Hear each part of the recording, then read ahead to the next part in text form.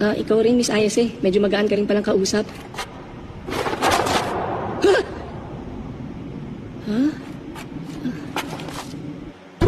Papayagan kitang dumede sa akin kaya ipakain mo sa akin ang putotoy mo. Hindi pwede imposible! Dapat ang lola lang yung nakita ko!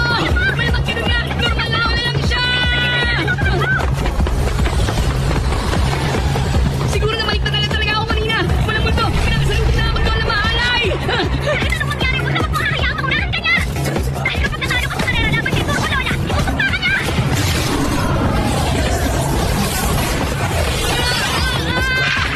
Hoy! Boyfriend! Nandiyan ka pa ba ha? Hello! Sumagot ka hoy! Masamang biro ba to? Pupunta na ako dyan ngayon din! Basta maghintay ka lang!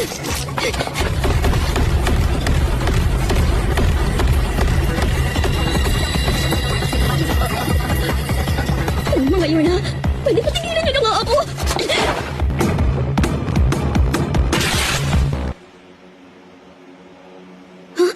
Magandang araw, babaeng tao. Oh, Kami ang Serpoyans. Yun ang tawag sa amin dahil galing kami sa planetang Serpo. ano aliens? Huwag kang matakot. Mababait at palakaibigan ka ng mga nilalang. Kung talagang mababait ang nilalang kayo, hindi niyo dapat hinuhubaran ng isang babae. Nasaan ang mga damit ko? Nabigyan na namin ng mapulang pag-iingat ang mga gamit. Gulat na yan eh! Bayaran niyo yan! Isa pa, gusto ko na umuwi sa amin. Tanggalin niyo na nga to!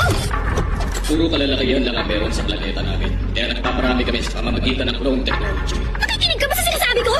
Pero walang nangyayaring evolusyon sa basta pagkopya lang. Kaya nawala rin sa amin ang mga pangunahing emosyon gaya ng galit, tuwa at iba pa. Kaya naman para manumbalik sa amin ang kakayahang magparami katulad ng sa inyong na tao, gusto namin makuha ang organong sa atin mo. Simulan na natin ang pagtatali. Pagkatapos ng pagtatali, kukunin namin ang matres mo at organong saging para sa pananaliksik. Mas manigas kayo! Umatay ako sa mukhang tanga pero kahit boyfriend ko siya, hindi ko hinayaan kunin ang puri ko! Reserva ko rin ang pagkababae ko para sa kahit nakapura na makikilala ko! Hindi ko ito ibibigay sa nakakadiri kaya nila kagaya niya!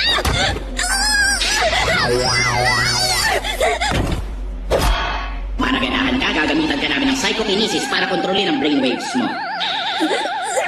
Kumusta? Unti-unti na bang umiinit ang temperatura ng katawan mo?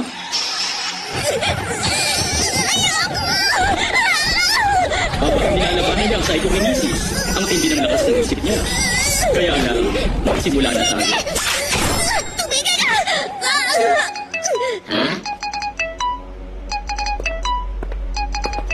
May tumatawag, ang sama naman ng timing ng tawag ng isang.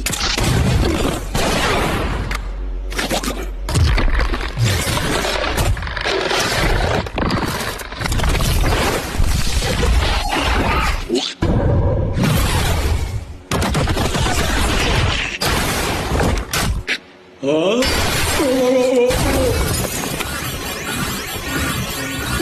Sorry ka talaga!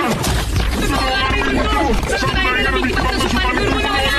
Boyfriend! Mabuti na lang! Pakawalin mo na ako dito! At sino ka naman? Pinasok mo kami sa pamamagitan ng smartphone kahit kami walang ganyang klaseng teknolohiya. Tulungan mo ako, Pistan! Hindi ko na kaya pigilan para sa sarili ko! Ipakain niyo sa akin ang mga putotoy niyo! Ano ba? Huwag ka magpapalo! Hoy, ikaw diyang lalaki ka. Hindi namin pinahihintulutan ang pagpasok mo dito. Umalis ka na lang ng matiwasay. Dahil kapag hindi ka umalis, kukunin namin ang saging mo. Katindi? Sixth sense organ. Ang bilis! Hindi makabulas sa ikaw-inikis ko! Hindi, ang iniingat-ingatan namin yung saging. Magnanako ka ng saging. Serpoyan style. Serpogravity. Ay, boyfriend! Ngayon lang kami nakaengkwentro ng isang mabangis na nilalang. Sinisikap naming makipagkaibigan sa mga tao ng planetang ito kaya ibigay mo na ang saging mo. Sige, ibibigay ko! Kahit ano bang hingin niyo sa akin! Matagal ko na kasing gusto makakilala ng aliens! Mula pagkabata, wala akong mga kaibigan kaya umaasa ko na tatanggapin ako bilang kaibigan ng aliens! Kaya naman kahit ba nung elementary student pa lang ako, walang tigil na ako sa pagtatawag ng mga UFO! Pero hindi naman kayo dumating! Kahit anong gawin kong pagtatawag, ni minsan hindi pa rin kayo nagpakita sa akin!